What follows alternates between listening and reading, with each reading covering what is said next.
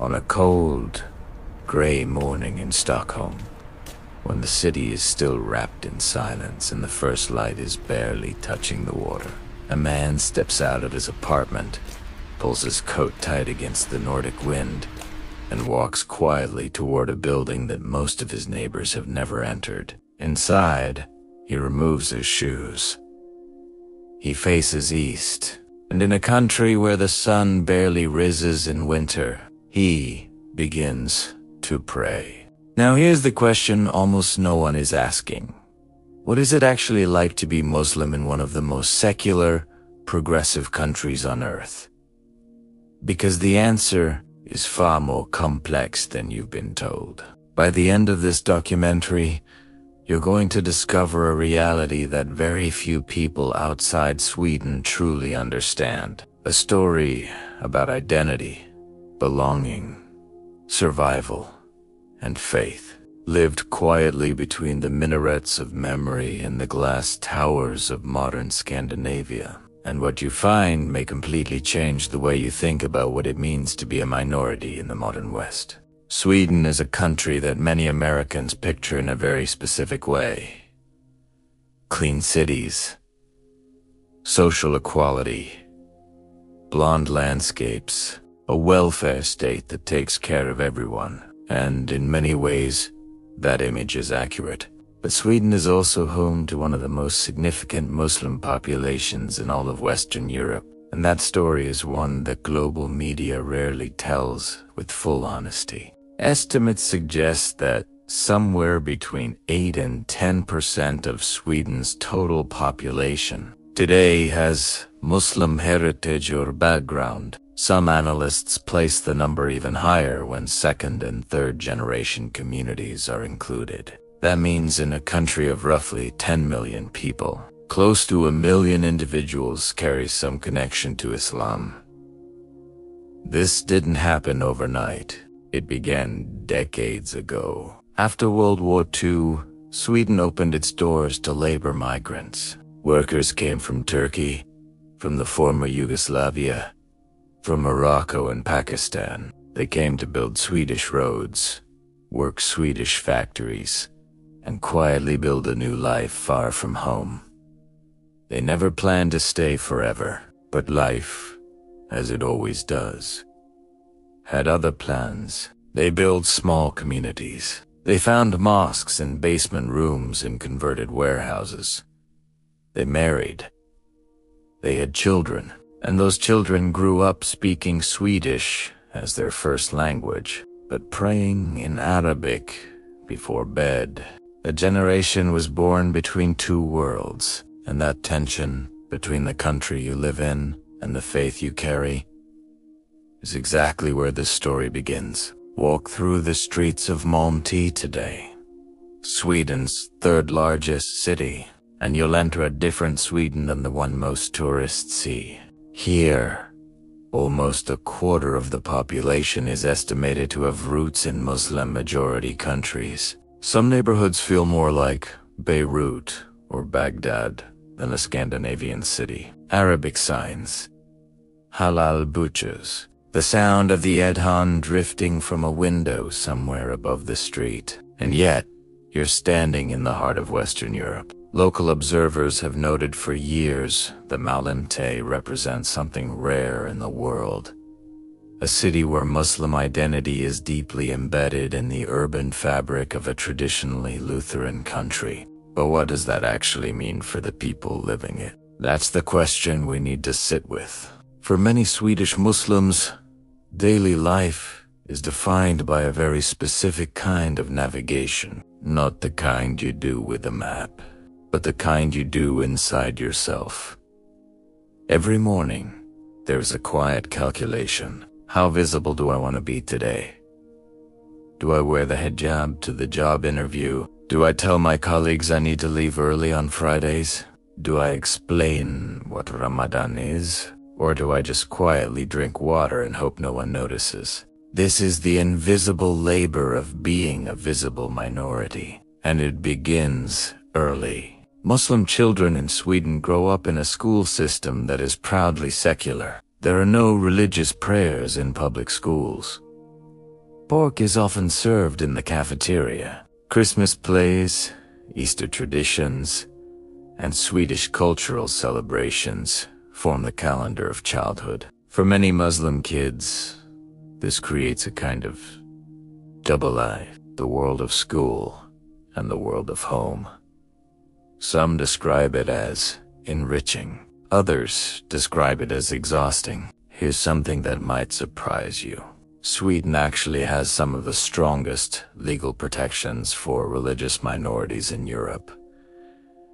Discrimination based on religion is illegal. Muslim employees have legal rights to prayer times. Allowed food accommodations are required in many public institutions. On paper, Sweden is one of the most accommodating secular countries in the world for religious minorities. But laws and lived reality don't always walk the same road.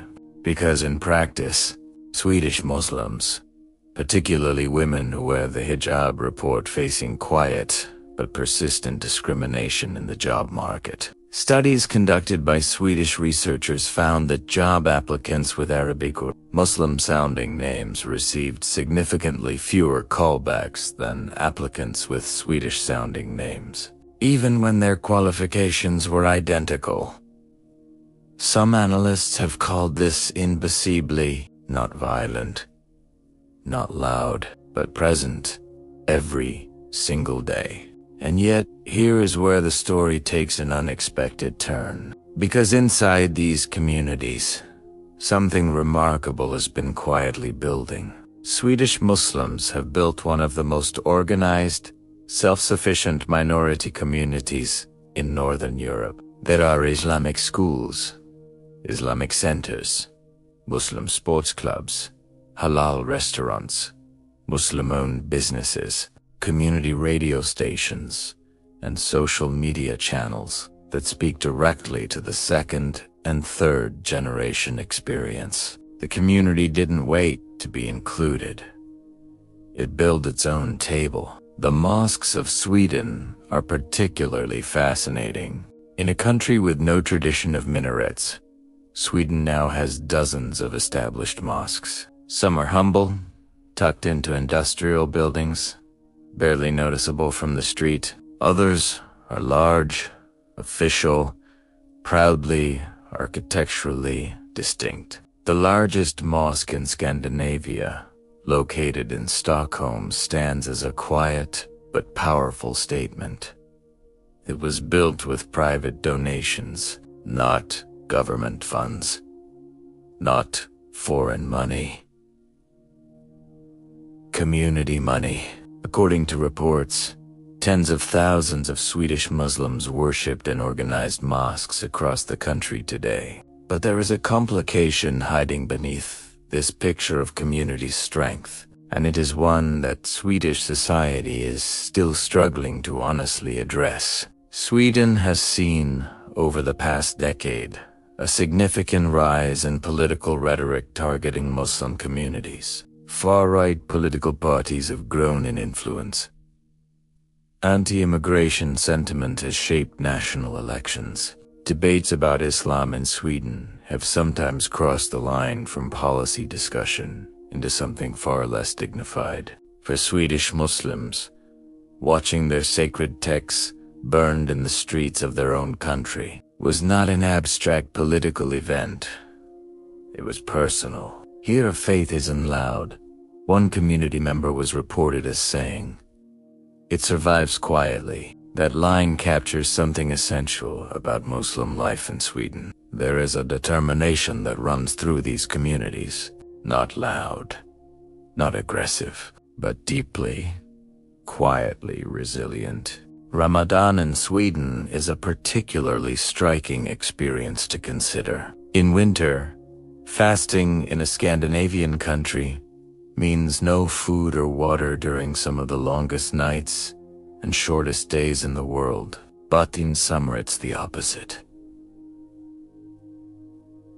The sun barely sets. In the northernmost parts of Sweden, there is almost no true night at all during parts of June and July. Swedish Muslim scholars have spent years developing guidance for their communities about how to observe Ramadan, when the sun simply doesn't behave the way Islamic tradition assumed it would.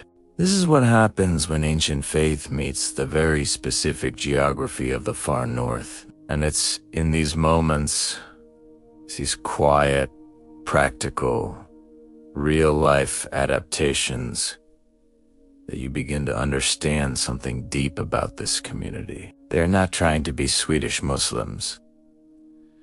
They are Swedish Muslims, a new identity, forged here, by choice and by circumstance. The second generation is where this story becomes truly complex. Young Muslims born in Sweden who speak perfect Swedish, who went to Swedish schools, who watch Swedish television and follow Swedish football, also pray 5 times a day, fast in Ramadan, and feel a deep connection to a faith their grandparents carried across borders. Many describe a feeling of being both fully Swedish and fully Muslim, not one or the other. Both. But Swedish society hasn't always been ready to accept that both can be true at the same time. This is the real tension at the heart of this story. Not between Sweden and Islam, but between the narrow version of identity that any society sometimes insists on, and the broader, richer, more complicated reality of the people actually living it. There are stories of Swedish Muslims who have served in the Swedish military, become doctors and engineers and politicians, won Olympic medals, written best-selling novels, and built businesses that employ hundreds of people. There are also stories of young Muslims who fell through the cracks, who felt rejected by both worlds, who were neither Swedish enough for Sweden nor religious enough for the mosque. Both stories are true. Both deserve to be told. Some analysts believe that how Sweden handles this challenge over the next generation will determine the shape of Swedish society for the century ahead. Because Sweden is not alone in facing this question. This same story is playing out in Germany, France, the Netherlands, the United Kingdom, and across the entire Western world. And maybe that's why this question matters far beyond just one country. There is a moment every Friday in cities across Sweden that is worth picturing. The mosques fill, shoes line the corridors in long rows. Men and women arrive from offices and schools and construction sites, from universities and supermarkets and hospitals. They stand shoulder to shoulder. Whatever divided them in the week outside, status, education, language, background, dissolves in that room. And for a few minutes, they are simply together. That image of community forged not in the countries of their ancestors but in the cold streets of Scandinavia is something that statistics cannot fully capture. Faith, for many of these families, has become the thread that holds memory together. The thing that connects them to a grandmother in Istanbul or a grandfather in Karachi, even as their children grow up speaking Swedish with a perfect accent. This isn't just about religion. It's about continuity, about identity surviving across distance and time. There are challenges ahead that Swedish Muslim communities are openly discussing. How do you pass faith to children who have never seen the countries their faith came from? How do you maintain religious identity in a culture that is among the most secular in human history? How do you raise a generation that is proud of being Muslim in a country where that identity is sometimes treated with suspicion? These are not small questions, and yet, the community's response to these questions has been, in many ways, quietly extraordinary. Islamic schools in Sweden now offer Swedish national curriculum alongside Quranic education. Young Muslim Swedes are writing books, making films, launching podcasts and building platforms that speak to their specific experience in Swedish, for Swedish audiences, about Muslim life. A culture is being created, not imported. Created. Here is the final thing that most people outside Sweden don't realize. The majority of Swedish Muslims do not want to live in a parallel society. They are not dreaming of a separate state within a state. They are not, as they are sometimes portrayed, reluctant guests. They are building a home, a real one. Surveys and community interviews have consistently shown that most Swedish Muslims believe in democracy, in Swedish law, in gender equality, in the rights of their neighbors. They want good schools for their children, safe streets, decent work. They want what every family in every country wants. What makes their story remarkable is not that it is so foreign. It's that, underneath everything, it is so deeply familiar. A community trying to hold on to who they are, while also becoming something new. While their children grow up in a country their grandparents never imagined. That morning in Stockholm, when that man stepped out into the cold and walked to prayer, he wasn't choosing between Sweden and Islam. He was carrying both. Quietly, without apology, and perhaps that quiet act of carrying two identities at once, with dignity, with faith, with resilience, is the most Swedish thing about him. Because Sweden, at its best, was always a country built on exactly that. The belief that a person can be more than one thing at once. The question now is whether Sweden will choose to fully see that, and whether the world is paying attention.